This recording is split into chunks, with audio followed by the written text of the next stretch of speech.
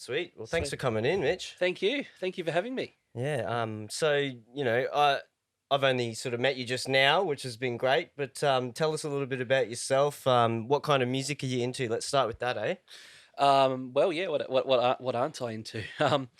I always gravitate to house and disco, and it's always kind of been where I'm at. But I love Afro beat, Afro house, Yep. breakbeat, um, anything really.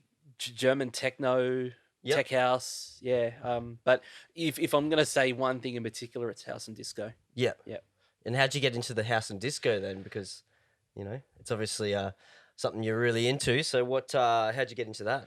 Um, well, I think about 20 years ago, when I was about 6 years old, there was Wild FM up here, Yep. and among other things, they were playing house, and it was sort of as a 6-year-old, 7-year-old, I was hearing Nightcrawlers Push the Feeling On, or Yeah. Tom Novi's I Rock, or tunes like Maloko Sing It Back for the first time, and I was, what's this? Yeah. Because up until then, I'd only really paid attention to what was on B105. Yeah. And I sort of got a bit obsessed with it. I was hearing music being mixed together for the first time, and I remember Yeah. there was a show that used to be on the Oz Stereo, which was B105, on a Friday and Saturday night called Party Hard, and it was a mixed syndicated mix show, and most of it was house. And I just remember as a 6-year-old asking my grandmother how the songs ran into each other, and she couldn't really explain it. Yeah. But from there, I kind of just had this obsession with dance music, and was always buying CD singles for remixes, and driving my mother crazy, going into a music shop wanting to know how many remixes were on a single and what was what and who Yeah. was who, and um, that was kind of how that started. And then about 10 years ago, I started learning about Paradise Garage and its notoriety as a club in New York. And I was hunting down the music that was played there, and reading up on Larry Levan, and Larry Levan is one of my biggest idols. And a couple of years later, I actually got to hear a recording of him playing disco in late 1979 at the Paradise Garage. It was a recording released, Mm. and it blew my mind. And So how old were you here? I was about 19 by now. Yep. Yeah, so not long out of high school, and I was discovering all this disco music, and a couple of years later, I started playing in bars, and that's how I sort of shaped my sound when I started. Was a lot of those disco edits, Mm. and the very very groovy house. Yep. And so that was in like bars and stuff. So I suppose that was the kind of music that they wanted you to play there as well. So it was a good fit, was it? Kind of, yeah. Yeah. Like the first bar I ever played was Phoenix Bar up at Brackenridge Tavern, Yep. and I had a residency there for 9 months from the middle of 2014 to early 2015. Yep. And funnily enough, I'm actually about to restart a residency when everything opens up. They're going to take me back Oh, and do a sweet. couple of times a month. Yeah. Yeah. But this was every Friday night, and they kind of just said, "Yeah, play funky stuff," and I just walked in and kind of did what I felt like doing, and I learned a few lessons. I learned that Fela Kuti is probably not the right music to play at a bar like Phoenix Bar. Yeah.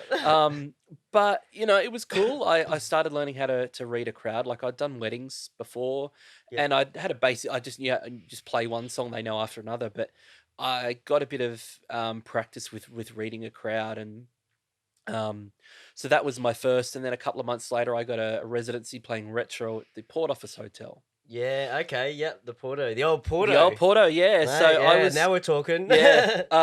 So I had a residency for about 2.5 years there, they were great to work for. Yep. They were really, really cool. And I played both up and downstairs. Yep. So upstairs was typically functions. And for a while, me and a manager I had at the time, where he was running a retro night. So it was all the old Olivia Newton-John and the cheesy stuff. Yeah. But downstairs was a bit more funky. So it was Stevie Wonder and the Jacksons, and, really Yeah. good kind of ghetto funk and breaks remixes of Yeah. stuff. And yeah, that was. I think I loved playing downstairs because I could mix it up a bit more. But upstairs, I had some amazing nights up there too. I remember a girl probably my age or younger at the time come up and asked for "You Make Me Feel Mighty Real" by Sylvester, and I just could not believe it. So that was really cool. But I finished up there in 2016, and they changed ownership, and I moved on. Yep. But yeah. Yeah, cool. I just want to ask about something you just spoke about before, because you were saying, you learned how to read a crowd and that kind of stuff.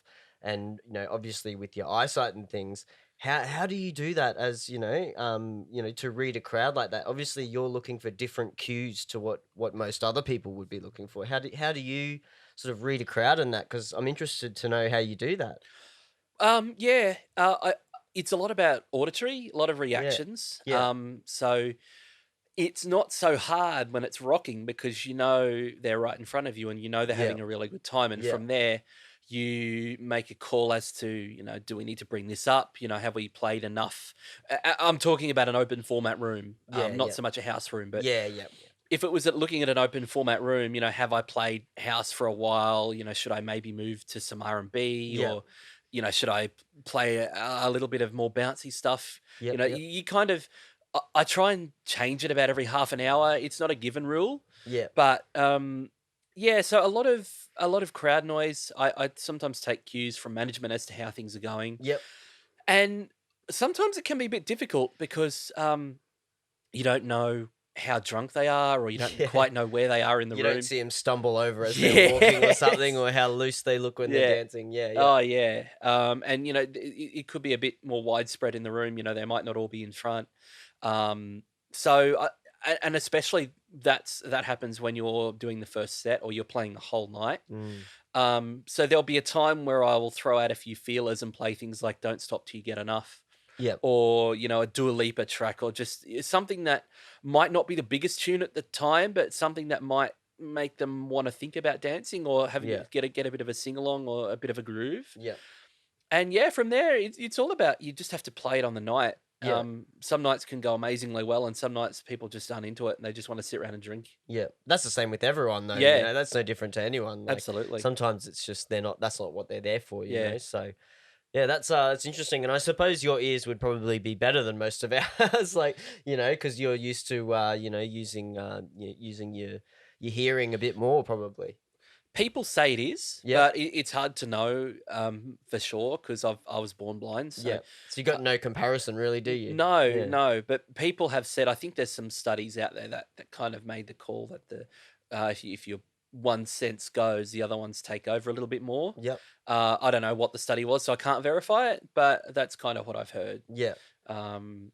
But yeah, I've sort of got to be in tune to what's going on, and I always talk to the management and, hey, what's going on here, and Yeah. how many people do you think we got in the room?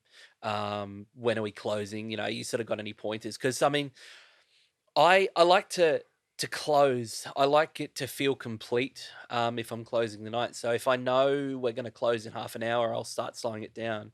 And I like to play a song that kind of means something, like a positive, like a Bill Yeah. Withers "Lovely Day," or a really cool, nice little groovy song. If it's a really cheesy night, maybe "Lean on Me" or "Ain't No Sunshine," or just songs like that you could probably get them to sing along to. Or Yeah. if it's more of a disco kind of venue, I'll look to a slower disco tune like "I Want to Thank You," or maybe Lou Rawls, an edit of Lou Rawls or something like that. So it's I like to have a conclusion to when I play if it's a closer that I'm doing. Yeah, yeah, something that's got a bit of meaning or Yeah, something. or Like some- people or- can go away from the night and go, "Oh, that was a great last song." Yeah, Kind of or thing. even if it's not meaning, like a song that has some nice elements, or that feels like it's an end of the night song. Yeah, yeah, Whether it be like a progressive breaks kind of tune, or something with a bit of a rave influence, or yeah, even an Afro tune. Just something that feels it's like it should be the last song played. yeah. You seem to be a bit into breaks and that kind of stuff as well. Is that did you ever get around much of the attic stuff like Moon Bar and all that back in the day around Brisbane at all? I didn't. Yeah. I sort of started going out when I was about 19 or 20. And I went to some gigs at the Fox, and yeah, I think it was Nicky Siano at the Fox and Todd Terry, and I saw Kenny Dope. I met Kenny Dope. He was really cool. And I didn't really get to the break scene. I've always liked breaks, and Mm. I'd occasionally buy some breakbeat vinyl, like as a kid. I Yeah, was yeah. collecting all kinds of stuff. But Yeah, um, I didn't quite get to the break scene. But yeah. a guy I work with, Dion Hunt, who goes under the name Oh, you know Dion. Dion, Yeah, he's got to come on the podcast. Yeah, yeah, yeah. he's cool. He books me for Lord Alfred, actually. Yeah, sweet. Yeah. And Yeah, I started working with him, and we were going to do a bit of an Afro kind of pop tune together, Yep. Afro fusion stuff. And he was telling me all about the break beat, and I'd listen to what he'd play, and I think I started playing some break stuff one night. And he goes, "Man, I didn't know you're into this stuff." So, Yeah, yeah.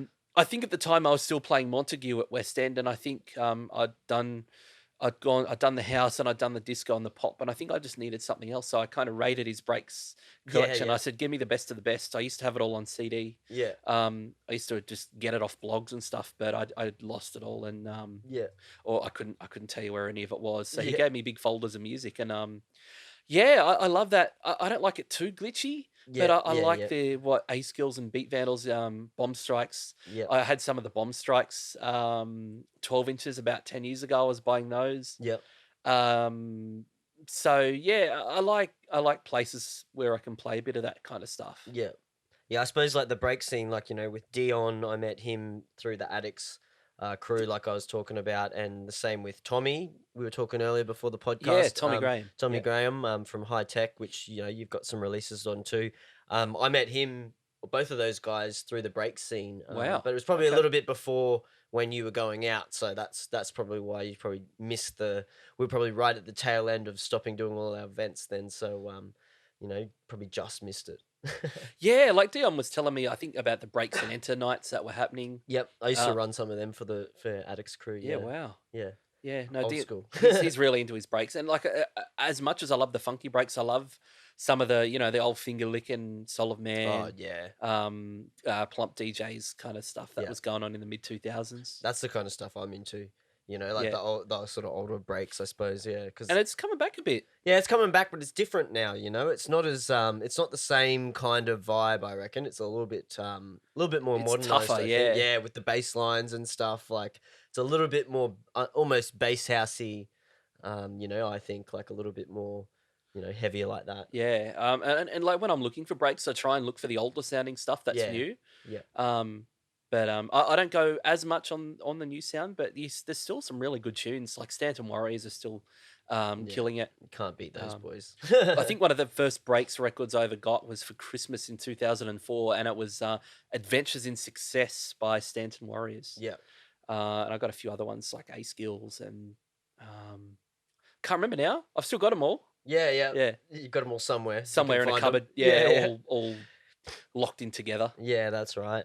So, sounds like you've been into like, what you said, house music and dance music in general for like ages, like six. That's a pretty young age. Most people when they're six, like you said, are just listening to B105 or whatever it is, just whatever's on the radio sort of thing. So, like, is that something you've followed it the whole way? So, did you start collecting CDs and all that at a young age, and vinyls? You said you Yeah, had some. I had CDs. It started with CDs, and then I got some decks in 2004, Yep. and How old were you there then I when was you got about the 11. decks?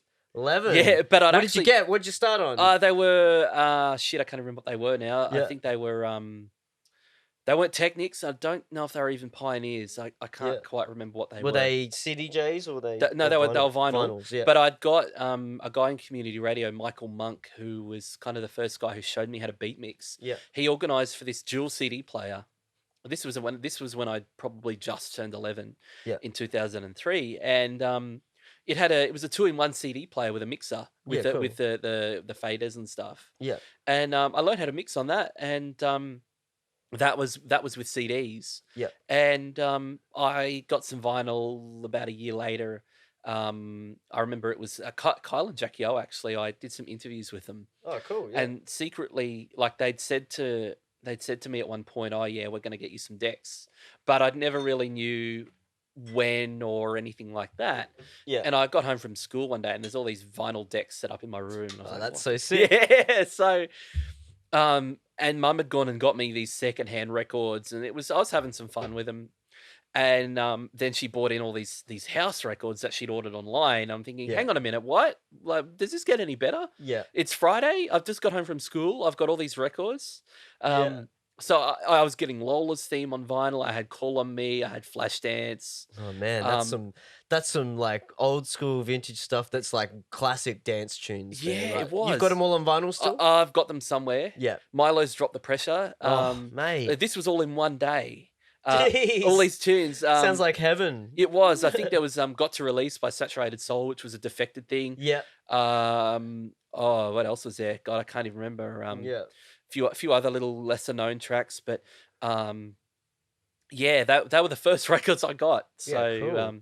I had I don't have them anymore. They kind of eventually just wore out and fell Yeah, apart. But that's right. Yeah, they don't last forever, the old no, vinyls and that, eh? no, and the decks, yeah. Yeah. But yeah, I've got heaps of vinyl at home, but Yeah. it's all digital now. Yeah. Do Yeah. you still buy vinyl or collect vinyl at all? Funnily enough, I bought some records a couple of weeks ago Oh, there you because go. the digitals weren't going to be released. So once they turn up, Yeah. I've got to have them ripped so I can play Yeah. them out. Yeah. Some disco edits. Yeah, cool. That's sick. So you said your mum like brought home all these cool tracks, they're on vinyl and stuff. So does that mean that like your parents and stuff were into that kind of music, or did that sort of influence you at all? Did they sort of No. No, she wasn't into it at all. She just how did she know what to get then? Well, it's funny, and I never thought about it at the time. But a couple of weeks earlier, she'd sort of said, "Oh, hey, look, I'm looking at these records online. Can you tell me what names you like, and I might see if they're on there." Yeah.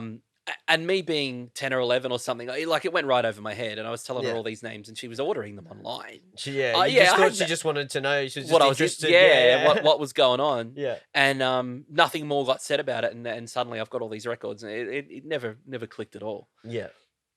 So that's how she got them. But yeah, no, she just listened to what was on the radio, and she was an 80s lady, so Yeah. anything Whitney and all the big kind of power pop and pop rock ballads from the 80s she loves. So. Yeah. As a lot of our parents do love Oh yeah. people our age sort of thing. Yeah, yeah. Yeah. So so how did you start mixing then? How did you learn? Because people these days learning to mix, there's so much that is done for you, like with sync and all that kind of stuff, and all the modern decks and stuff, and even there's so many more visual cues on things. How did you learn on vinyl? Because it's hard to learn on vinyl at the best of times. It was just a trial and error Yep. and practice in the bedroom. Yep. Heaps of hours. Yeah, and it was all I did, like in my room. I Yeah. wasn't into obviously computer games or anything like that. So yeah, it was just constant playing with records, getting the outros, getting the intros. So Yeah. Yeah, cool. And so you with that you enjoyed mixing obviously at a young age and stuff like that. yeah, I loved it. I was obsessed with how you could how certain records would go into each other and how certain tracks wouldn't go into each other, and mixing breaks into house and different genres into different genres. I thought that was always fun. Yeah. Yeah. And so you've been mixing for how long then? You started at what, 11 then? 11, so Yeah. 17 years about Man. that. In Yeah, September. and on Yeah. vinyl as well. So Yeah. that's pretty impressive, man. Yeah, I started early. Yep. Oh, and how Look, good's this? My phone's going the off. phone going off I'm in gonna the have to turn that podcast. off, and it's a no caller ID, and I don't answer them, so you get There stuffed. you go. Yeah, that's right. They So- never want anything important, so Yeah, that's right. Always hustling Yeah. at the wrong time. Always at the worst time as well, right? oh yeah, Yeah. Yeah, that's yeah, classic. So where'd you grow up then? Where are you from? I'm about 10 minutes away. I'm at Carina, Oh, so you grow up. That's where you grew up as well. pretty yeah. much local area. Like we Yeah. spent some time in Holland Park for Yeah. about 5 or 6 years, but it's always really been Carina. Yeah. Everything's local. My brother plays footy in Carina, and Yeah. Carindale Shopping Centre, Carina Leagues Club. Yeah, it's I'm all right near. I'm yeah. right near all that. We're so close to each other. Really. Yeah. Yeah. That's crazy. And Paul was saying you were in here the other night, playing a set. How was that? Good to be back out, sort of having a bit of a mix out somewhere different. Yeah, it was. It was. And I've been, because unfortunately Frequency's closed for a while, Mm. and I still do quite a few streams at Quiver, which is another studio. Yep. And also there's Sample Space, which I did some stuff with before real lockdown happened, and Yeah. so it's cool to kind of do something with all of them and just give them a bit Yeah. of work. It's cool that there's a few spots now, hey? It's like, Yeah. there's a bit of competition. It makes it better for everyone. Everyone's got to does. lift their game that little bit. Yeah, and I think different sounds are kind of gravitating a little bit to the studios. Like Sample Space have done some trance things, and Yeah. um Quiver have got a lot of house and a bit of queer kind of things going on, Yeah, and yeah, these frequencies have had some bass. When I come in the night I played, there was a guy playing yep, weird stuff that I don't know what you'd even call, but it was like yeah, glitchy, bassy, kind of breaky stuff. It yep, was interesting. yeah, And then I played some disco. yeah, Yeah, so it's great. It's really cool, and these studios have been a lifeline for a lot of DJs. We've all had to kind of lift our game and change what we're doing mm, in the matter of weeks. yep, So yeah, these spaces have been great. yep. So do you still play anywhere? I know you said you're starting a residency pretty soon. Once everything's back, you're going back to Phoenix. But is there do you sort of still play out ever before sort of this COVID thing happened? Like, Yeah, I've got quite a few actually. mm. I play at Lord Alfred Hotel, which is Oh, uh, so you said Dion booked you for there. yeah, Yeah, Dion yeah, does the bookings for yeah, yeah, that, which yeah, was cool. He's got a couple of guys, yeah, but I get a lot of bookings through him, which yeah. is, Cool. we've done some really cool back-to-back sets that are online, Yep. as well as our solo sets, and even sometimes I'll go in if like what I was doing because I play 16 Antlers, which is just down the road, the Oh, yeah, rooftop yep. bar in the Pullman, Hmm. and if I was finishing early enough, I'd go and check out Dion if he was playing, and just kind of have a bite to eat and hang out. But Lord Alfred's cool, lots of disco, lots of house. Yep. Um, Same with Antlers on the roof of the Pullman Hotel. That's I've always liked playing outdoors. Yeah, it's always Um, different vibe, isn't it? Yeah. yeah, it just feels it's open, and Yeah. it's kind of hard to put into words. But I've always liked either outdoors, or I've done some gigs in the sunshine, which are always really fun. Yeah. But Antlers is cool, and that's a lot of disco, soulful house, and a couple of things they know. And the guys, allies who booked me for Oh, yeah. Antlers actually booked me for Ivory Tusk, Yep, yep, which used to be called Woolly Mammoth, and yep, there's two floors. I play on both. So upstairs is house, um, yep. and recognizable house and disco, and downstairs is commercial and basically whatever goes that's not too aggressive. Yeah, yep, So from there, I'm actually in the gay scene as well. yep. So I play for a subculture in the gay scene called the Bears. Some of the listeners might not know what the Bears are. So when I came out a couple of years ago, I sort of didn't know where I was going and like where I sort of fitted in. And a friend of mine who was actually straight said, "I've got a friend who is in the Bears, and the Bears are just the hairier, masculine guys that wouldn't necessarily be classed as effeminate Yep. or camp, if that's the word." Yeah, yep. And that was where my head was at. So somehow I plucked up the courage. I got the night off one night. Um, so for some reason, Montague didn't need me to play, and I rocked up to one of these events on my own, having not knowing anyone in there Yep. other than the guy who was on the door, who's a friend of mine. Mhm. And I walked in and I said, "Hey, this is I'm 3 months from coming out, and just wanted to come and say hello." And I was going to the events, and a couple of months later, they said, "Look, we're looking for DJs. Do you want to submit a mix? We want to hear what you can do." And Mm. about 3 months after going to my first event, I actually played one, Yeah, cool. which fell on the Valentine's weekend of. Oh, perfect. Yeah, so it was cool. First set on It Valentine's. Yeah, yeah. was, it was, and that really fits into the vibe I love to give a crowd. So, Yep. the Bears love their anthems, Yeah, yep. so lots of sing-alongs and a Yep. little bit of kind of vocal trance. Yep. Um, I don't play too much of the. I don't know if you've heard of Circuit House, but it's like a very big tribal gay kind of sound. Okay, yep.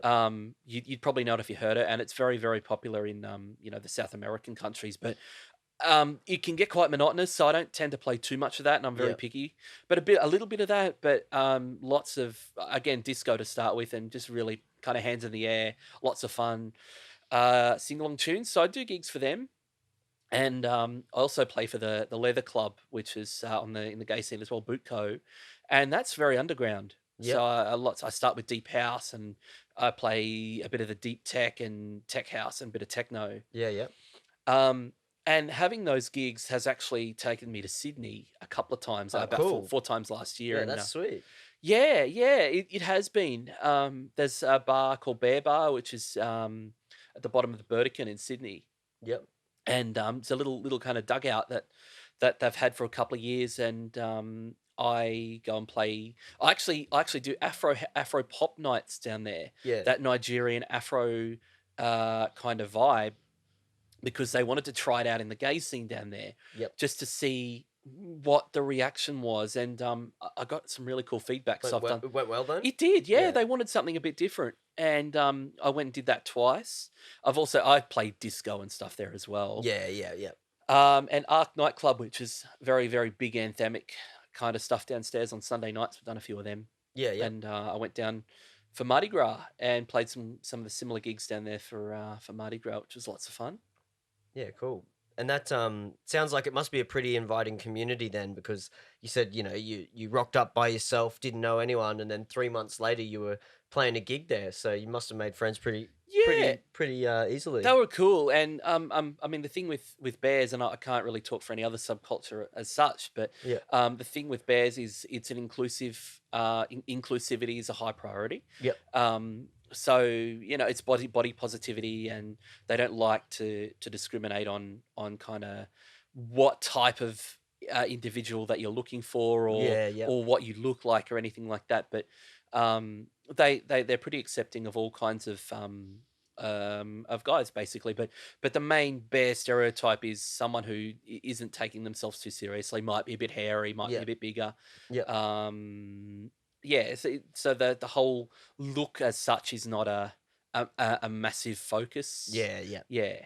Yeah. So having that in mind, they were really cool. They were, they introduced me to the committee and just kind of talked me through a night and what went on and who was who. And Yeah, cool. yeah, it was cool. It was a bit nerve-wracking. Yeah, but, yeah. As anything new is, yeah. isn't it? Like Yeah, it was. It was. And like, I didn't sort of tell anyone I was going to do it until I'd done it, because I just wanted to just do it on my own and see what Yeah, the yeah. go was. But I'm so glad I did. Yeah, yeah, that's cool. And then Mardi Gras, that would have been so fun down playing like in Sydney and stuff. It was. Yeah. So I did the Wednesday night at Arc at a party called Underbear, which was an underwear party. Yep. And I was actually a bit stressed on the Wednesday night because I took off. I flew at about 6 o'clock, which was 7 o'clock Sydney time. Yep. And I was coming on at 1 a.m. But the trouble was there was some wind that picked up in Sydney, so it put us back an hour. Okay, yep. So we're in a holding pattern for the good part of an hour up in the air, and I was panicking because I don't like rough flights as it is. Yeah, yeah. And I had to get to my accommodation, and I had to unpack, and then I had to get to the club. But it all worked. It was fine, but it was just that, oh, okay, this could be cutting it a little bit fine. So then I did a party called Daddy Disco, which was disco on the Yep. Thursday. And that was a very, very cool vibe down there. And the Saturday I actually marched in the parade. Yeah, cool. How was that? That looks like so much fun. It was amazing. Everyone's just having the best time, basically, hey? Oh yeah. So a friend of mine, Adam Botchell, who goes under the name DJ Hector Pascal, Hector Pascal, I think is his name. Yeah, yeah. I hope I got that right. Yeah. He was down in Sydney for a gig, and his boyfriend was putting on parties. So Mhm. he said, I'll come and march with you. And yeah, we got on the Bears float, and we had to dress up as rock stars. So I think he went as Olivia Yeah. Newton-John, and I got this sequined gown thing, and I went as Elton John. It was heaps Yeah. of fun. Yeah. But the whole experience, the music, the atmosphere, everyone being in the happy mood they were in, just everything about it. Like about 10 minutes before, because Harbour City Bears was one of the last floats Yeah. to march, so we didn't take off till after 10 o'clock. Yeah. But what happened was, about 10 minutes before we were marching, the truck broke down. Oh, really? So yeah, Adam and I were on the back of the float, so we all had to kind of get off the float. They ripped all the signage off the float, and we just carried the signs up Oxford Street. I was stuffed after it. Oh, so you guys didn't even have the truck 'cause it No, broke down? we Oh, no. walked, and Oxford is a bit of an incline for most of the street, and it's an hour walk. So Yeah. it was a task, but hey, I'm so glad I did it. And Yeah, that's cool. yeah, I'll definitely go back. And kind of reflecting back on it, I'm thinking, how the hell did that happen? Yeah. With where we're at now, it was only not even a month before everything went into lockdown. Oh, yeah, so So- this was recent. Yeah, this was in late year. February. Yeah, I think it was late, the 29th of February. Yeah. Oh, well, you got your exercise in before you couldn't go. I did. go I out. did. Yeah. Yeah, that's cool, man. Like, I love that. you know, you've got to go down there, like it's given you opportunities with the music and stuff as well. It sounds like a yeah, really cool community to be a part of, man. Oh, it is. It Yeah. is. And I love playing in it, and I love doing those events up here and and in Sydney. But it's not the only gigs I do. I love Yeah, I yeah, love of other course. stuff, and Yeah. breakbeat is kind of a little bit harder to play in those clubs because they Mm. like their anthems, and Yeah, yeah. um you know I would do drum and bass if the opportunity come up. Yeah, yeah. There's so many things I like, and they won't always work in particular venues. So it's always I've Yeah. found it very beneficial to keep my horizons, I guess, open and do different gigs. And I can't talk for everybody. Some people just like to stick to the genre they like, and Yeah. that's totally cool as well. But I've personally seen great benefit in having a few different things because I can play a house venue and a commercial venue in one night, Yeah. and you can kind of intertwine them both a little bit if you've got remixes, that will fit into both. Mm. Um, so I mean, yeah, if people are wanting all kinds of different gigs, I would suggest the way of doing it. But I'm not saying don't have your thing you love. We've all got a thing that we love, but Yeah, we that's can't right. play it Yeah. everywhere. Yeah, that's Um, right. Yeah. And it's good. I think you learn like you can mix your sets up like you said a little bit. You know, if you're into like a variety of music, it's not like you just have to play all the same stuff. It makes you a little bit different to maybe someone who does just play that one genre at, you know, a venue or something, you know? yeah, yeah, and I mean, and don't get me wrong, I can stand there and play disco for 4 hours and not have a problem with it whatsoever. But Yeah. there's some nights I get there, I'm thinking, okay, I've done this a little bit. I want something a bit different. I'll Yeah. play a bit of a breaks tune that might have a disco feel, and I might go down that tangent for half an hour, or Yeah. I might play some of the David Penn Defected vibe, Yeah. or even Afro House or that Nigerian Afro. Because playing a commercial venue like Ivory Tusk, you can't always do it, but Yeah, exactly. Yeah. sometimes you can throw one or two of them in early in the night, and it's a nice way of setting the vibe if you want to play pop, Yeah. or even good breakbeat remixes of Stevie Wonder or Mm. things like that. I'm Free by the Soup Dragons. That's another good closing tune. I'm Free, by the Soup Dragons. Yep. Yeah. So, how do you mix then? I want to know how you get around. So you obviously you were in here the other day playing on the decks CDJs out there. Yeah. Yep. So is it all like feel? How do you navigate using all the equipment? I'm Pretty interested. much. Yeah. We're in a really good position that most venues have Pioneer equipment, Yep. and that's a great help for me because I can rock up and know that everything's pretty much going to be the same. Yep. Um, I have a controller that's Pioneer as well, so Yep. places like Lord Alfred that don't have decks, I can just take that Yep. and use the Pioneer. Yeah. Yep. So it's basically the same setup. Yep. In terms of organizing music, I have USB that has music categorized into genres. Yep. So there's your disco and there's your house and your deep house. Yep. And from there, I go for an artist title mix format of songs, Yep. which is mostly how they come anyway. Yep. And they all fall into alphabetical under their genres. So Yep. each file will have deep house underscore David Penn, whatever the track is, or Yep. something like that. And from there, you sort of get used to where the tracks are. Yep. Um, So you really have to know not only your songs but your playlists as well. Pretty much, and I have to have it really fine tuned because Mm. I mean, there's a lot of good music, but I try and take the great music. So, Yep. and there's sometimes tunes I miss, and I hear them, and I go, "How did I miss that?" Yep. But I use a 32 gig USB, so I'm always looking for tunes that I haven't used, or I'm not really they didn't quite work how I thought they would, and I might take them off, and I can be uploading 20 to 30 new tunes a week, when we're playing in clubs. And it can vary week to week as to what genre they are. So using those USBs, I always try to fine tune it, which can sometimes come at a disadvantage because I won't always have a track that people want. But Yeah. I always try and have all the big current pop and dance tunes, and then Yeah. Yep. when it comes to the disco, basically everything that is a high priority for me for the artists I like. So. And what I tend to do is I have a document that sits in my Dropbox. Yep.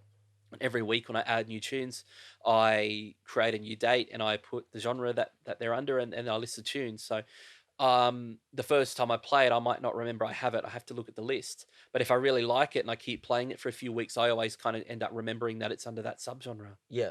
So I suppose you sit there and you do, you know, a lot of practice with your playlists and figuring out where everything's sort of located on your USB. Yeah. I the practice comes in 2 ways. One, when I'm loading them up Yep. and categorizing them, and when I play out, because Yep. I tend not to sit at home and practice as such. I Yep. just initially I did when I started, but once I got into the groove of knowing where songs should be on my USB, Yep. um, I just kind of did my thing, and it got to a point a couple of years after I started playing that I needed to start keeping a list because there was so much music. Yeah, that's Uh, what I'm thinking. Like, yeah, for me, it's like I just chuck stuff on a USB, but I can just scroll through. I don't need to actually know where that song, is on the playlist or what playlist it's in because I can just like scroll through and look. Whereas you would have to load the song to listen to figure out what it is, right? yeah, and playing a song a number of times will you hear the intro and you think, oh well, that's that tune, or that's a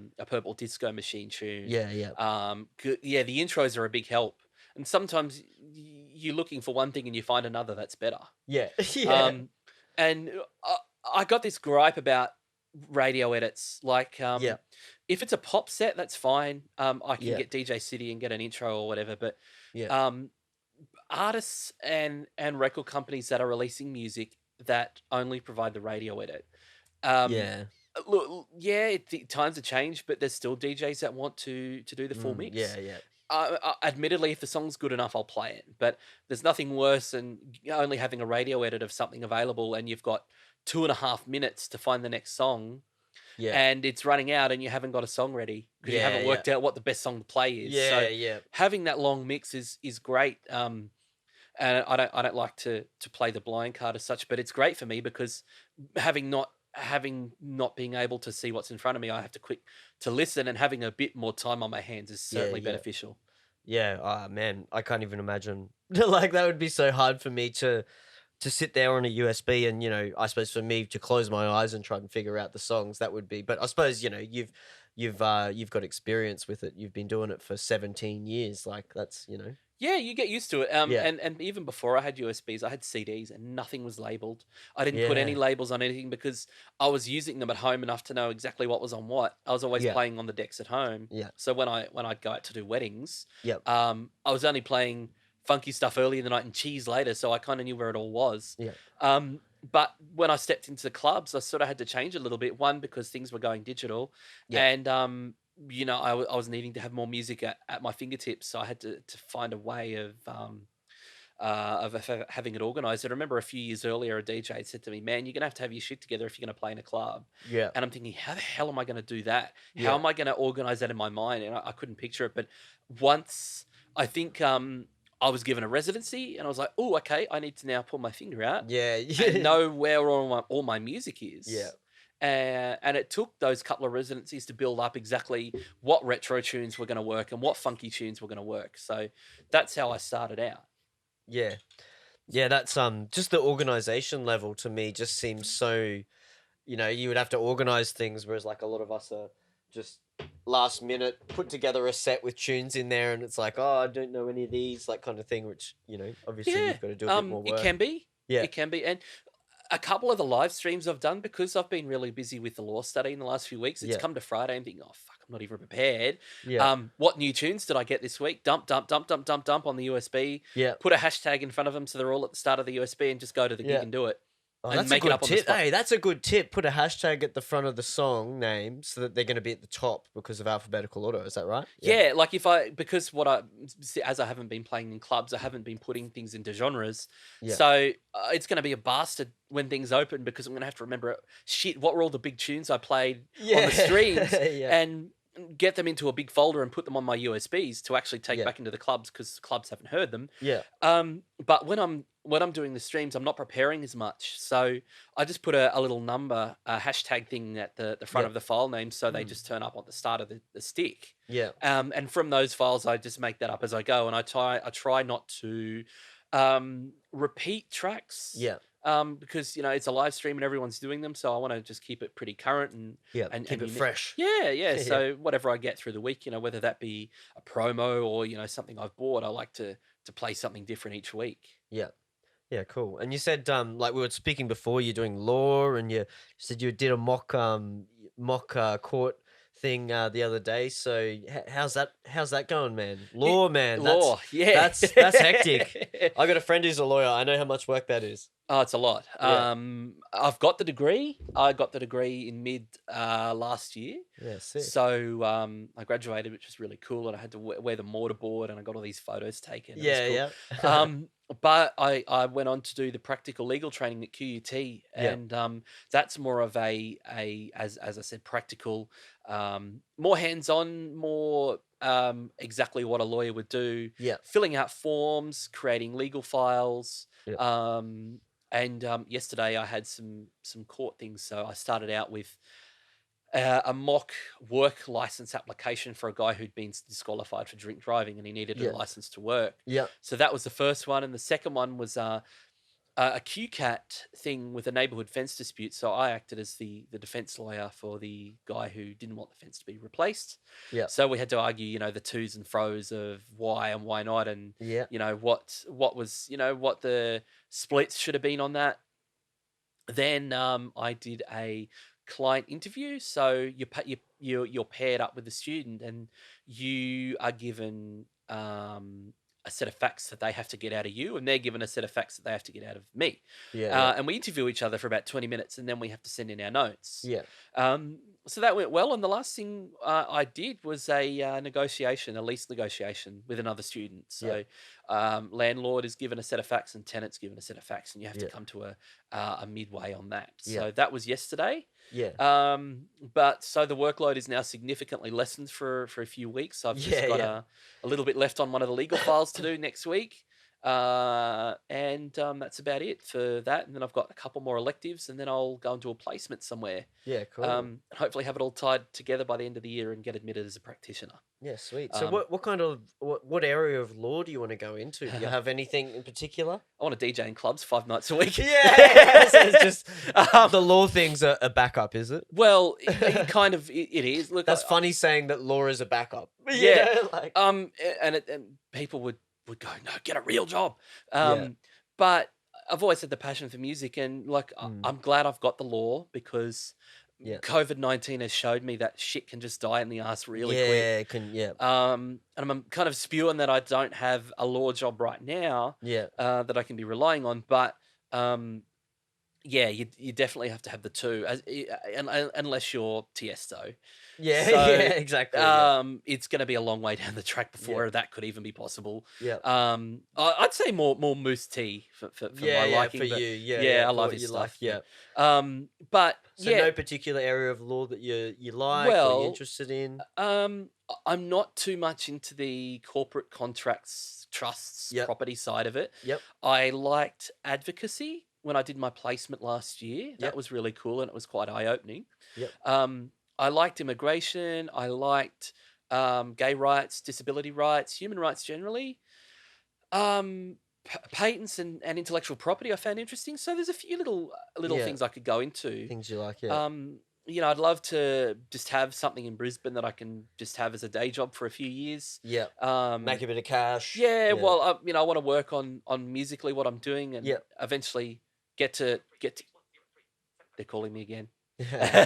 So get to Berlin, and I've always had this thing with going to Berlin. I've always wanted to go there. Yeah. I want to get there. I want to as well check out New York. Whether that be playing in Berlin or living there, or I don't know. I just know I need to get there. Yeah, definitely. And so, I'm interested why you went into law. How did you choose that? I liked listening to true crime, actually. Okay, yeah, cool. And people had sort of said to me towards the end of high school, you could go into law with the OP if you get a decent enough OP. What OP did you get? Pretty good one. I think it was a 5. Yeah, that's good. Yeah, nice. it was quite reasonable. It was cool. So it opened me up to law at QUT, and I thought, well, why the hell not? I'm not DJing. I'm 18. I don't really know what I'm going to do, and I threw myself into it, and I did it part time, which took 7 or 8 years, but I got a really good work-life balance. Yeah. That's important. That's probably more important, isn't it? Yeah, it was, because when I started, all I did was study. I did the Monday to Friday, and then I'd do Saturday, and then I'd do Sunday. And I got to a point where I'm like, I can't do this. I'm burning out. I don't know what I'm going to do. Yeah. And a really good friend of mine and his wife had said to me, "Hey, treat it like a job. Do Yeah. Monday to Friday. Yeah, obviously, exam time will be different, but treat it Yeah. like a job." And and I did, and that's what I did for the couple of years, and that helped me when I was DJing on weekends because I could have that little bit of a sleep in on Saturday and not have to, Yeah. to worry about it because I was Yeah. Yeah. organizing things to do with study through the week. Yeah. That's funny. It's almost the opposite. You treated the study as the job, and then the DJing and stuff was the It fun, was, yeah, thing. but Yeah, I mean, yeah. if Which you was the thing that was making you money at that stage, probably. yeah, Yeah. yeah, but I mean, and anyone who loves DJing would know that it doesn't feel like a job unless, Yeah. there's been the odd night where I've one in particular where I was playing at Port Office, Yeah. and I'd studied all day, and then I didn't sleep in the afternoon because if I'm gonna do that, I'll try and nap. Yeah. Yeah, Have a little kip. yeah. So this was Saturday, and I did study all day, and then I went to Moo Bar when Moo Bar was having DJs, Yep. and I did 7 till 10 there, and then I went to Port Office, and I was doing 10 till close downstairs. Yeah. And I just remember in my last hour, my eyes were shutting. Yeah. I remember Yeah. Yeah. mixing two tunes together while my eyes were shutting, and I was Yeah. like, Yeah. "Holy shit, this could be very interesting." Yeah. Yeah. And I was really So lucky. The tired. manager, Yeah. the manager come up. Aside from the fact that I was busting for the toilet, Yeah. Yeah. and he'd come up at 1 o'clock and said, "Now, look, we're going to close down here soon. You can go home. We're done for the night." Yeah. It's like, "Yep, okay, cab's here. Let's go." Yeah. And That's I it. slept and It slept always, and it's slept. always a struggle when you've done a heap of stuff on the day. You've done something totally different, and you're not energized and awake and like ready to fire, isn't it? It's like a Yeah, different you vibe. just need that little nap to reset, a little disco Yeah, nap, even little if it's an disco hour. nap. Yeah, Yeah. yeah, yeah. That's it. Yeah, that's cool, man. I think that's interesting. That you do law and that it would be. I'd love to see you in court battling it out with another Yeah, lawyer. I wish I'd recorded it, but Yeah. I wasn't the host of Zoom, so I couldn't record them. Yeah. Oh, so is it all on Zoom at the It was moment? done all Yeah. through Zoom, so I Oh, went I because went at the into moment with COVID, you yeah, can't. Yeah, you can't have it in the courtroom or whatever, yeah, or, so or I went wherever you would have it. Yeah. yeah, it would have been in one of the lecture rooms Yeah. or a Yeah. tute Yeah. Yeah. room. So yeah, I didn't have to go to QT, but I had a girl helping me out, just making sure Zoom was all good and Yeah. everything was cool. But yeah, everything was done through Zoom. Everyone was on different locations. Yep. Yeah, it was really cool. It's cool how the technology is like available now to do all that kind of stuff. Hey. Oh yeah, yeah, I mean, it's absolutely. been around for a while, but no one's really taken advantage of it till now. Everyone's Really. had to adapt pretty Yeah. quick. Yeah. Yep. Yeah. It's And everyone's done a pretty good job, to be Yeah, honest. I Yeah. think it's been good. There's lots of content online and stuff. We were talking about. I said, "What are you doing this weekend?" You said, "Oh, I'm gonna check out a few streams and stuff like that." So there's lots of stuff out there online for people you know, to Oh check yeah, there's out. always Yeah, stuff to check out. Yeah. yeah, yeah, which is good. So with production, then we've talked about the DJing for a little bit, but I know you produce, and the way I sort of knew who you were was because we're on the same label with some tunes with High Tech through Tommy. So production, like, what do you like to make? What kind of tunes do you make? What name do you go under, and everything like that? Personally, the name I use is Galleon. Um, so that's Yeah, that's that's my solo name. that's your solo artist project. Yeah, Yeah, yeah, and I've had that for 8 years now. I used yeah, to I used to go under Mitch M, but everyone was using their name and initial. I thought this is boring. So yeah, yeah, let's yeah, change it up. yeah. How'd you come up with that name then, Galleon? Yeah, it's What's that to do with? interesting story actually. Yeah. So I play blind table tennis, and it's Wait a second. Blind table tennis. yeah. How do you do that? Okay, so the game's called Swish, Yeah. and it's kind of somewhere between air hockey and table tennis. And Okay. there's a net that goes along the middle of the table, Yeah. and you have rallies with a ball that has bells in it, and you've got to get it under the net. And the ultimate goal is to get it off the end of the table. Man, this sounds Um, awesome. so I've never heard or seen this. I really it's want not to. really well known in the public sphere. Is there stuff on? Is there videos online and There's stuff stuff that we online. can Look at the watch? Yeah. Brisbane Swish Club Facebook page, and I'm sure there's some videos up there. I'm gonna do that as soon as we finish this because that Yeah. sounds awesome. I Oh can't. yeah, Yeah. it's lots of fun, really, and Yeah. I've got a lot of friends in my circle of friends from there. Yeah. Um, I started when I was 16, and we go to Melbourne every year for the nationals. And I, Yeah. I actually was national champ a couple of years ago, which was pretty Oh, cool. that's awesome, man. Yeah, and then my best friend, the That's sick. bastard, one of my close friends, the friggin' bastard, he's beat me the following year. So Ah, there you he's go. Bit of taken it, rivalry there yeah, between but the but boys. but Yeah. but positive rivalry, and Yeah, nothing wrong with that. A bit of yeah, and friendly he competition. was too good. Yeah, Yeah, he yeah, was too good on the day, and yeah, if we're going to lose, and we all go out and have a drink after it in Melbourne, and it's Melbourne, so yeah, it's always an experience to go somewhere different. yeah. So I mean, that's one of the sports I play, and I also play golf. Yeah. And I have there is blind golf, which gives the caddy a lot more kind of room to maneuver in what they can do and how they can line the ball up. Yep.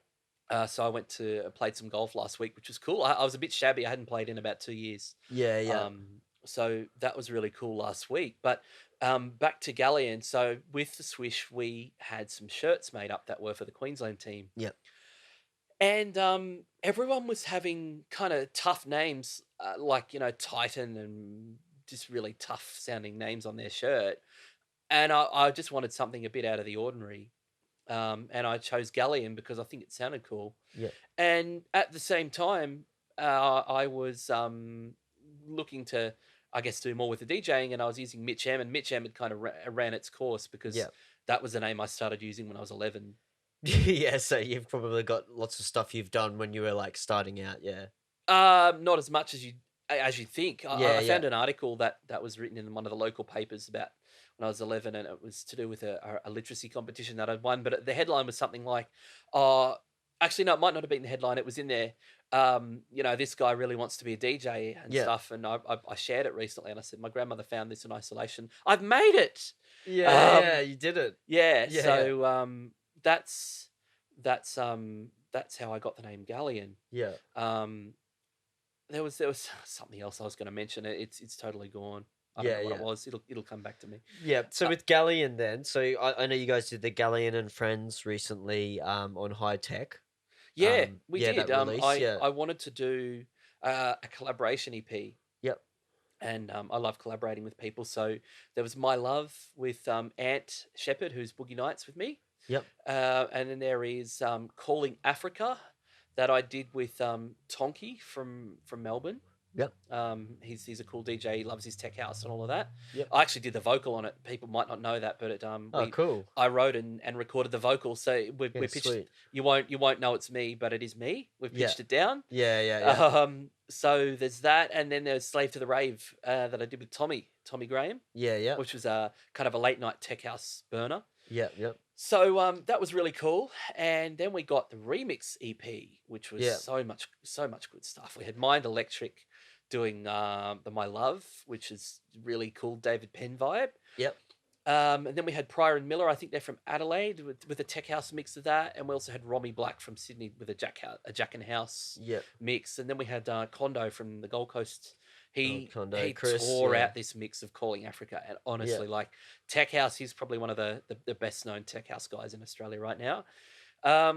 And then Tonky himself actually did a mix of Slave to the Rave. Yeah. So that was a nice little promo thing that we had coming out, and we did all right in the ARIA club chart with that, especially with My Love. Did some damage in the middle reaches of the ARIA club chart, which was really cool. Yeah, that's awesome, man. The production, so you said you've been doing DJing and that since you were 11 or whatever it was, and 17 years of that. What about production? Like when did you start on that? Like it was in 2014. Yep. So when you started sort of, playing out and stuff like that? Pretty much, Yeah. yeah. Like I had a manager at the time, and Yep. the manager, he had a guy he knew that kind of knew Logic. Yeah. And I sort of worked with him on a few things. One of them we're rejigging. Oh, really? Yeah. Yeah, it's called Cool. Let Me Love You. I don't know what guise it's going to come out under. Yeah, yeah. But that's a project we're working on, and we did a few other little things that sort of, one of them got released, one of them didn't. And yeah, I don't think he's doing that much music stuff now, Matt. But Yeah. that's how it started. And then about a year later, Ant and I were introduced from a mutual friend, DJ Monique Unique, who is now going to become a firefighter.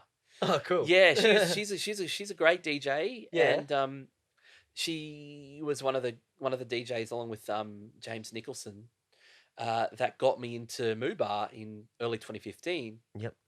So, Monique and I would do back to back, and I'd always kind of liaise with her. So she was one of the first people that I knew in the house scene, and she introduced Ant and and Ant and I started doing some stuff at the end of 2015. And Boogie Nights has been, I guess, the primary thing I've been working on.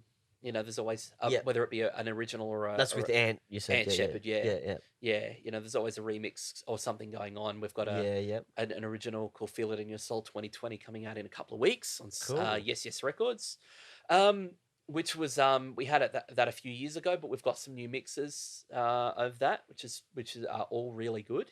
Yep. Um, yeah, so that's when that started. And as Galleon, the first release came with Reed Elliott, who is Louderist. Yeah, I Uh, know that name. I know Reed Elliott. I know. I've definitely seen that name on Facebook, so I've got him as a friend. I'm pretty sure. Yeah. yeah, he's he does a lot of techno analog kind of stuff, Yeah. but we Yeah. made a tune. Oh Tommy, yes, I can even see his face now. I know. yeah, I know who we're talking about. Yeah, yeah, Reed. yeah, Yeah, he's yeah, cool. yeah, yeah. So Tommy signed that, and we got a couple of mixes done of that. Yeah. And then we've had the Galleon and Friends, and then I've got another thing called You Got Me, which is with Tonky coming out on Motive Records, and a Yeah. guy called Josh Creek is on the keys on it. Yeah. And we've got it touched up by, I can't really say who. Yeah. I don't know if we're allowed to do that, but Yeah. very Yeah. prominent producers kind of given us a bit of a leg up with Yeah.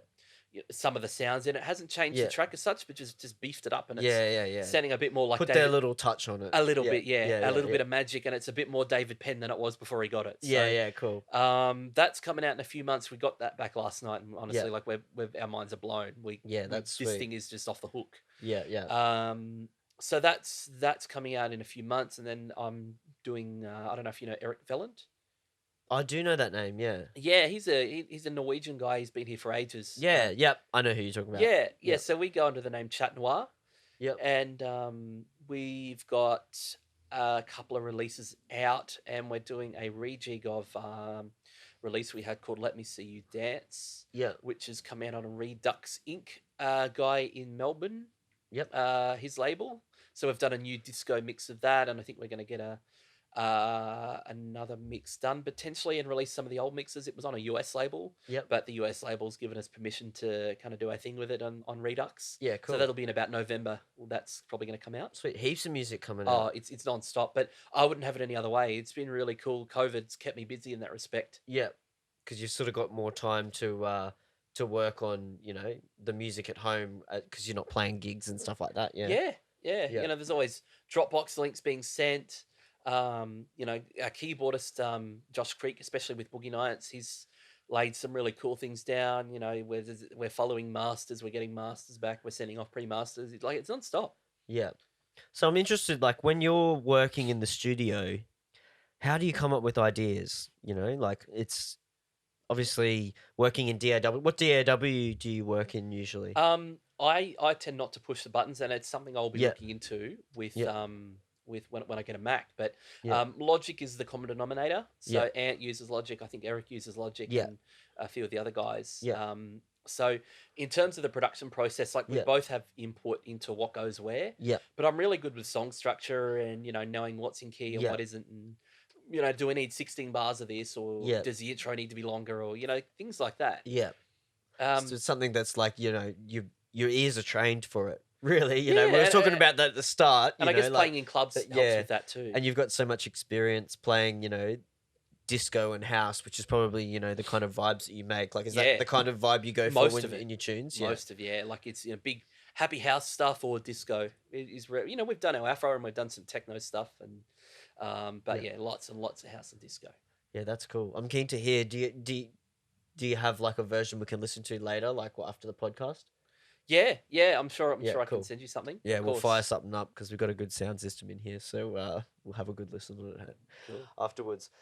So what do you, apart from the releases you've got happening now, and obviously you're working on, the law stuff as well, but what's the future, you reckon when this COVID thing's over, back into playing gigs? Is that what you're thinking? Absolutely. Yep. You said Yeah. you got the Phoenix, and that's such an appropriate name, like the Phoenix that rises from the Rises from the ashes. ashes. Yeah, I never And even thought of you know, that. and you're coming back, back to your old home. So that's cool. So plenty of gigs. You reckon that's sort of what you're going to be up Hopefully, to? Yeah. yeah, hopefully, July, things might start opening. I don't know when we'll start playing, but I know July is probably a starting point. Yeah. Even into June. So yeah, hopefully gigs, lots of gigs. I'd love to get to Sydney by the end of the year, but I'm not sure whether that will happen. Yeah. I want to do some gigs in Melbourne.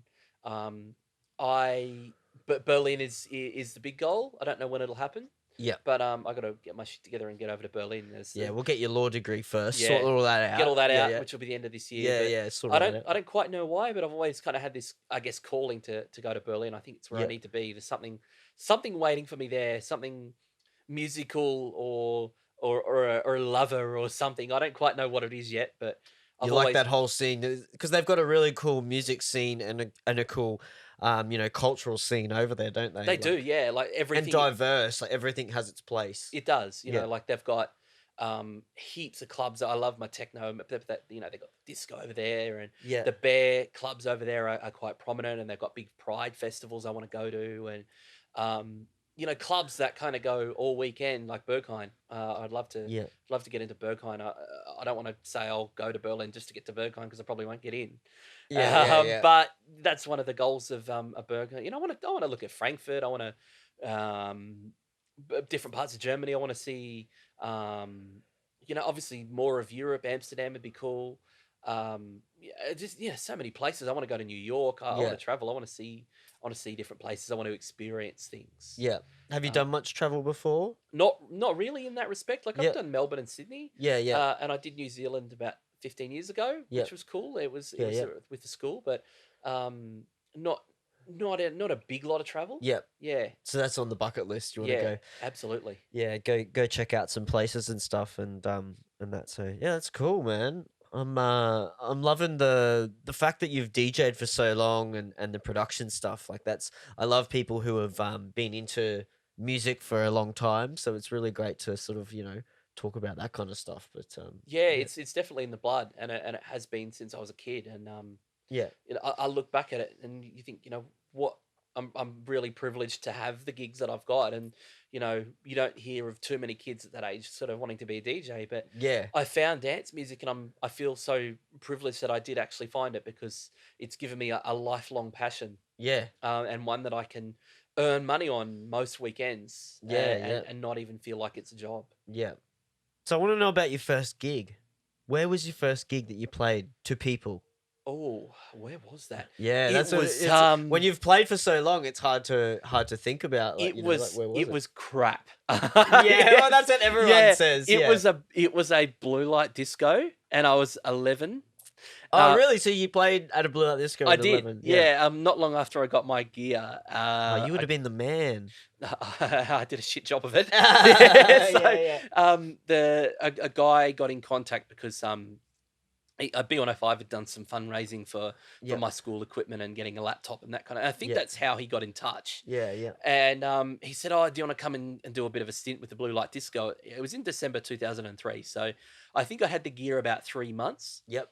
And I got there and not really knowing what to expect, and he started turning the music up and up and up and up. I'm thinking, man, is I'm not into this being so loud. Like, are you going to turn it up any louder? Is that what has to happen? And he's like, yeah, yeah. Well, that's fine. It won't go any louder than that. So that was cool. And he did a little thing for a while, and Yeah. he kind of handed it over to me, and I was dropping trance, and then I was dropping R&B, and Yeah, yeah. I- All I- over the I didn't shop. know what I Just was whatever. doing. Yeah, yeah, yeah. yeah, but like I even stopped the track and then had to start it again. Like I didn't sort of have my footing on what was going on. Yeah. Uh, Everyone's first yeah, gig's a bit. I mean, I was bit rough, 11. I yeah. got to give myself a little Yeah, bit of slack. you're but 11 and it was your first gig. Yeah, like Yeah. most people have their first gig and they're like 18, 19, or like 14, 15, 16, and they still struggle. Yeah. But yeah, it was cool. And he said, "Hey, look, you did a good job." And what Dad, I remember saying was, because I was playing stuff that some of them wouldn't have known, like just stuff Yeah, I had on yeah, CDs. Because I'd followed dance music a little bit, so I knew, I guess, a little bit more than what your average teenager would have known about yeah, dance music. So that's kind of where my head was at. And he said, "Look, just one thing to bear in mind is that some of them weren't really dancing. I don't think all of them got it." So that was my first gig, and then it was yeah. probably um, the next year I was actually running discos at school. Yeah. I was Oh, so you were the guy in charge, yeah. pretty much, and like a few years earlier, I wanted to be part of it, and they're like, "No, wait till you get to grade 7." And then I got to grade Yeah. 7, and I had DJ equipment when the grade 7 is a couple of years earlier didn't have DJ equipment. Yeah, yeah. So I was like, "Yeah, this is next level." So we'd plug the DJ gear in, and we'd have I guess little dance comps, and I think Yeah. B105 sent me some giveaway CDs to give away. Yeah, yeah.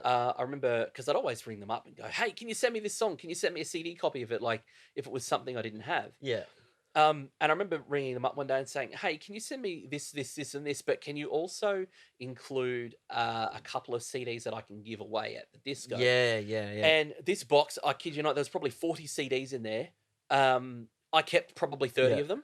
Yeah, Yeah, yeah. because they just thrown all their promo copies of CD singles in there. Yeah, yeah. So I Well, mate, guess you had the hookup from a young I age. did, yeah. Like I love promos.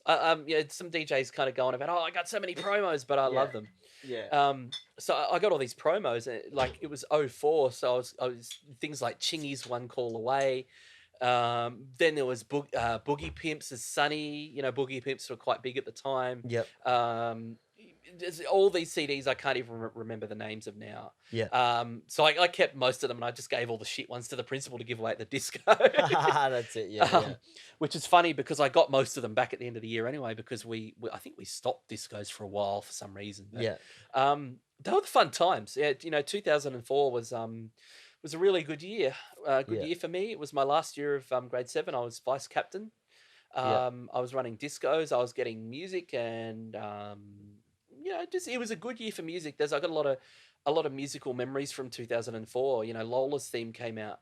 Lola's theme is one of the songs I often play, and it kind of encapsulates the energy and the positivity that I want to throw out to a crowd. Mm. It just has that intrinsically about it. So there was that, and there was Call on Me, and Boogie Tonight by Tweet. Seamus Haji mix came out, which I was hearing on radio. Yeah. There was just so many good tunes. Boogie Pimps, and Van Helden had really big tunes like Hear My Yeah. Name and My. Yeah. Deep Dishes, Flashdance. I could go on, but there were all these tunes coming out in this one year, Yeah. and it was the year I really started gigging, if you could call it gigging, and paying Yeah. attention to what people were doing. So yeah, 2004 was a really cool one. Man, I love that. Year 7, like I wasn't even, I was doing classical music in year 7. I was playing trumpet in like symphony orchestras and stuff. It wasn't I definitely wasn't into dance music then. I So was doing music as well, the keyboards yeah. and all of that. But So did you play instruments I at all? can. Yeah, yeah. I'm. What have you played like growing up and stuff like that, or in the past? Well, I've always kind of gone back to the keyboards. Yeah. Got one at home somewhere, and one of the things I'm working on with Ant for Boogie Nights, I co-wrote the main hook. Yeah, in it. yeah. And the keyboardist, who's an absolute nut with the Yeah, keyboards, like he's yeah. awesome. He Yeah. just goes, "Oh, what about this?" and just fixed it up. And You're like, yeah, you come up with the idea and then he just adds his little secret sauce on the top. Yeah, yeah. and I was like, "Man, you just made that." Yeah. So it's always kind of been keyboards, but I one of the first things I did was violin, Oh, yeah. and it just got old really quick. Yeah, yeah. Like nothing against violinists, and I like the sound of the violin, but the teacher was a bit of an old bag. Yeah, And- that's it. Often it's to do with Yes. who's teaching you, isn't it? Like, if they're a good teacher or whatever. if you Yeah, she was vibe a with bit it. like she was nice, but she was a bit stiff. Yeah. And I remember I had the violin on loan, and I was practicing on one day at home, and I sat on the violin somehow, and I broke a string, and I was Yeah. really panicky about what's the teacher going to say. Yeah. Yeah. But yeah, from there, it's always really been keyboards. Yeah. Yep. Mainly I did a little keyboards bit or of mainly ukulele for a couple of years. Oh, yeah. Yeah. Yeah. Nice. And so, is there any of the do you work like do you do much keyboard stuff in your music now or what? Only when I need to. Yeah. More so now with Josh coming on board and doing Yeah. keyboards for us Oh when we yeah, need you to. do. Like, That's it. You um, always get someone who's better than you to do the things that you have to do. yeah, Yeah. yeah, because it was someone not long ago. I think it was Husky, DJ Husky from Sydney. When I did Yeah. one of his events, he was saying, you know, a lot of the big producers are actually getting people to play stuff on their tunes. You know, Yeah. this is the Glitterbox guys like Moose T are getting people to play their bass lines. Yeah. Um, It's like this is what we want it to sound like, but you play it and yeah, and do we'll your pay you thing a to little it. bit Yeah. or something like Yeah, that. yeah. Pay you a Um, session, yeah. and Josh kind of rocked up on the scene not too long after that, and we met up a couple of times, and he showed me what he could do, and he's great. He's actually a jazz pianist. Oh, that's what you want. Yeah. Jazz pianists are amazing. Like they're incredible. Oh, they are, and he Yeah. is. So we'll get together and with the track I was telling you about, like, he had a bass line and he was playing it. And I'm thinking, hang on, I can hear Glitterbox. I can hear what this needs to sound like. So I Yeah. said, can I just have a play for a minute? I got something in my head, Yeah. and that was where I come up with the one thing. And he fixed it up and added a little bit more to it and Yeah. put his little touch on it. Yeah. So then, he bounced out the MIDI, and then we give that to Ant, and then I think Yeah. once we polish it off, we've got a vocalist we're gonna talk to. Yeah. And she really liked the track, and she could hear that it needed to be a big positive, happy vibe. Yeah. Yeah. So yeah, there's a bit of a process, and Josh has kind of bought the keyboards. I did a couple of little keyboard things with Dion a couple of years ago that never Yeah. got released. Yeah. Yeah. But I did some keyboard notes on a track. Yeah. Yeah. Cool. Yeah, that's awesome. Well, man, where can we find you online? Have you got any socials or anything we can find you to figure out where you're playing? If you're playing a gig, how do we find out about that kind of Yeah, stuff? look up Galleon DJ on Facebook. Yep. Also look up Mitch Medcalf on Facebook, because I tend to just gravitate to my own page and put it up there. Yeah. It's a bit Yeah. naughty. I should work on the brand a little bit more, but it Yeah. always finds its way there. Yeah. Look up Galleon DJ on SoundCloud. Yeah. And look up, I think it's Cut Above is what Dion's got the SoundCloud as, Cut Above, Yeah. KUT Above. Some of my Lord Alfred mixes are up there. Some of our back-to-back Lord Alfred mixes. Then we've got a Boogie Nights with all one word with a K. Yep. Boogie Nights SoundCloud, and a Chat Noir SoundCloud as well. So Yep. all kinds of different things to check out. Yeah, heaps of stuff there. Well, thanks for coming in, man. Like it's been so good to meet you and have a chat and stuff like that. I'm keen to hear some of your music when when we finish talking Yeah. here. We'll fire up the speakers and stuff, and we'll have a listen. So yeah, thanks for coming out, and yeah, give us a little cheers at the end here. Cheers.